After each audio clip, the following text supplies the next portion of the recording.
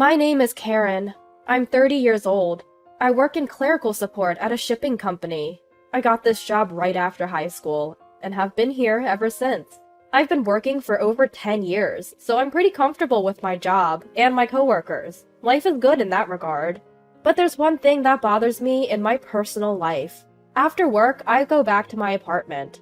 As soon as I open the door, the first thing I see is empty beer cans. Not just one or two, but sometimes nearly 10 scattered in the hallway. The person responsible for this is my dad. He's always loved alcohol. He's also timid and insecure, so whenever something bothers him, he drinks until he's drunk.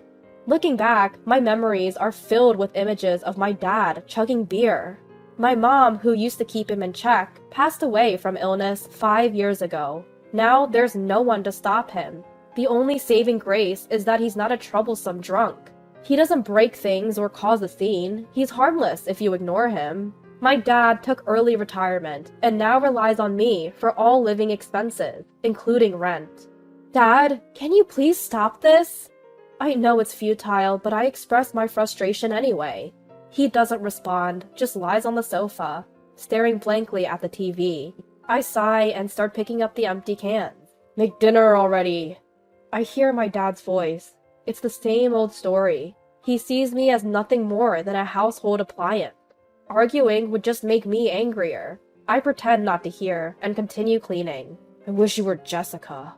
I hear this line every day. It always makes my blood boil, even though I should be used to it by now. Jessica is my older sister. She's 5 years older and has moved out after getting married. I've always disliked her. She's selfish and always looked down on me.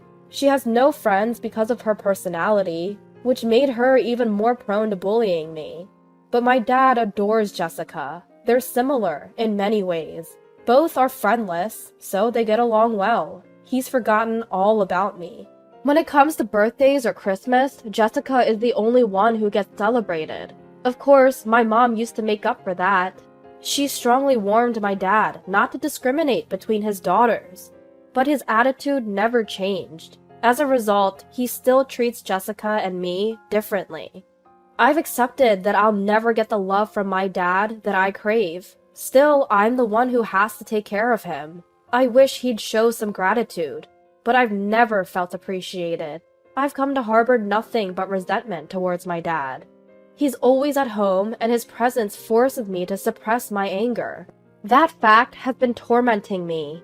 Even when I'm tired from work, I'm expected to clean the house. Once the cleaning is done, it's time to prepare dinner. When I open the fridge, it's filled with canned beer. My dad keeps restocking it almost every day. He goes out on a whim during the day and comes back with loads of beer. Apparently, he's using his retirement allowance for this. He manages that money himself, and I don't know the exact amount. But considering he can afford daily booze, he must have a decent amount.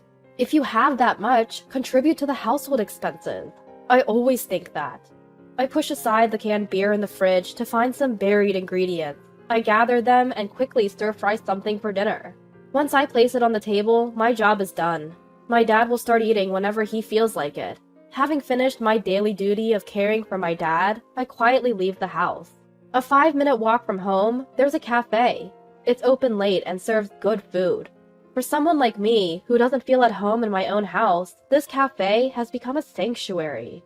You look down, as usual.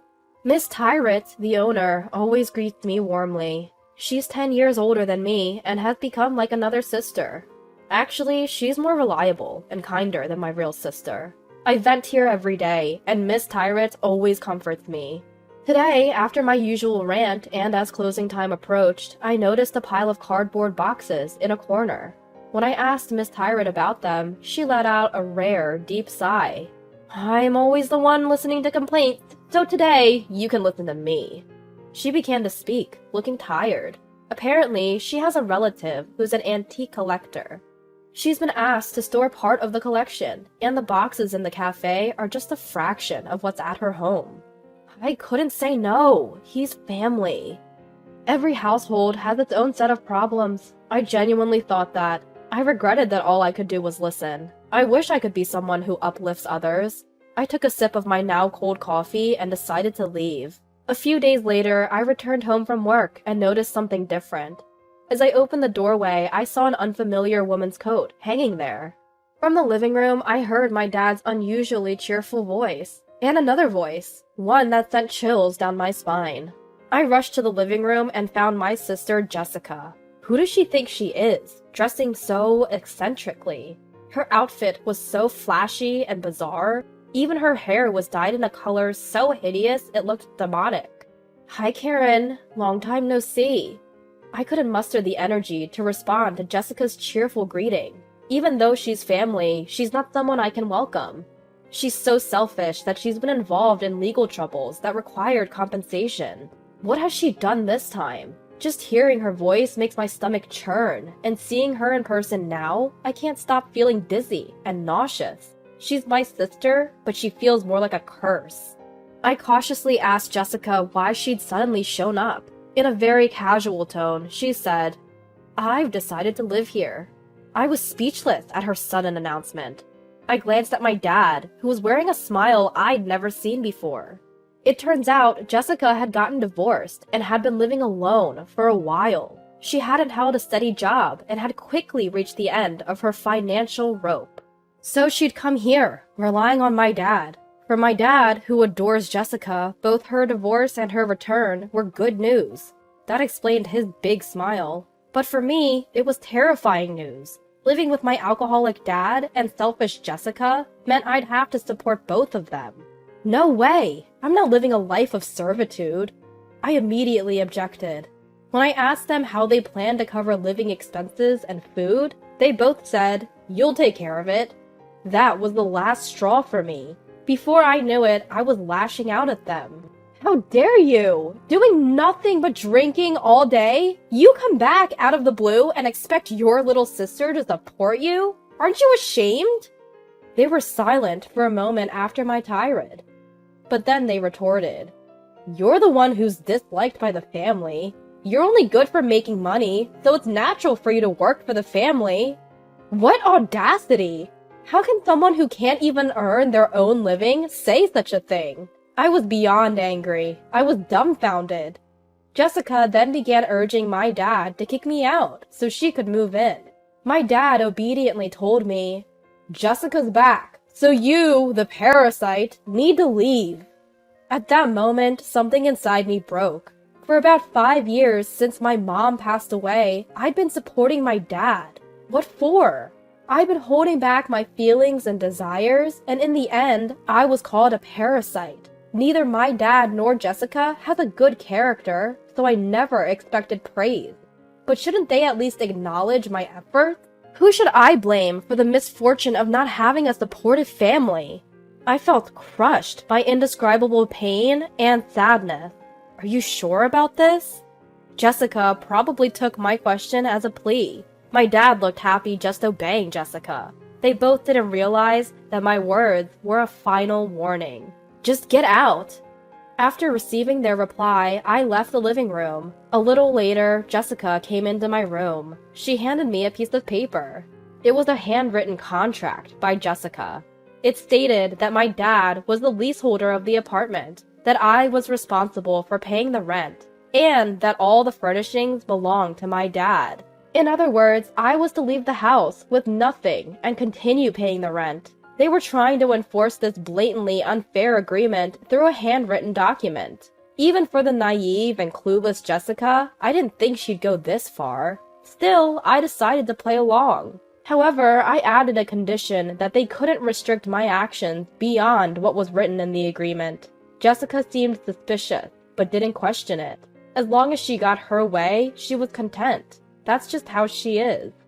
A few days later, the day came for me to leave the apartment. True to the agreement, I didn't touch any of the household items. With just a single bag, I started walking to my new place. Only Dad was home.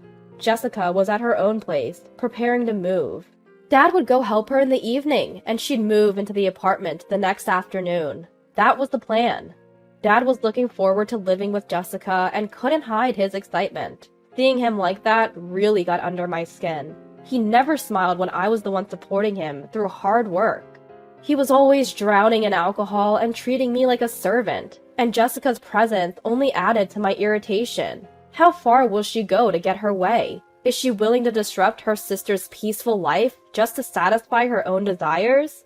The more I thought about it, the more my feelings of hatred and anger surged. Frustrating as it was, logic wouldn't get through to those two. So I decided to switch gears. That afternoon, I visited the house with the movers I'd hired. It was around the time Dad would be heading to Jessica's place. It was better for him not to be there while we moved things.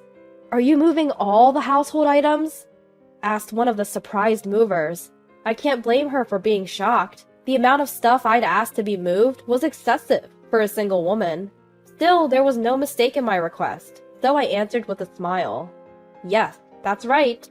The next evening, my mobile phone rang while I was relaxing in my new home. It was Dad. Finally caught on, huh? I chuckled to myself as I answered the call. "What the hell are you thinking?" Jessica's yelling shook my phone. I'd anticipated this reaction, so I just set the phone down on the table. "What's the matter?" I asked, and Jessica's voice got even louder. "The whole room is filled with cardboard boxes! We can't get in!" I couldn't help but laugh, imagining Jessica yelling at the doorway and Dad standing there, dumbfounded by a home filled with cardboard boxes. I had made a deal with Miss Tyrant from the cafe to store her antiques as a favor. However, I hadn't anticipated that the amount would be enough to fill a 3-bedroom apartment until I saw Miss Tyrant's home with the movers.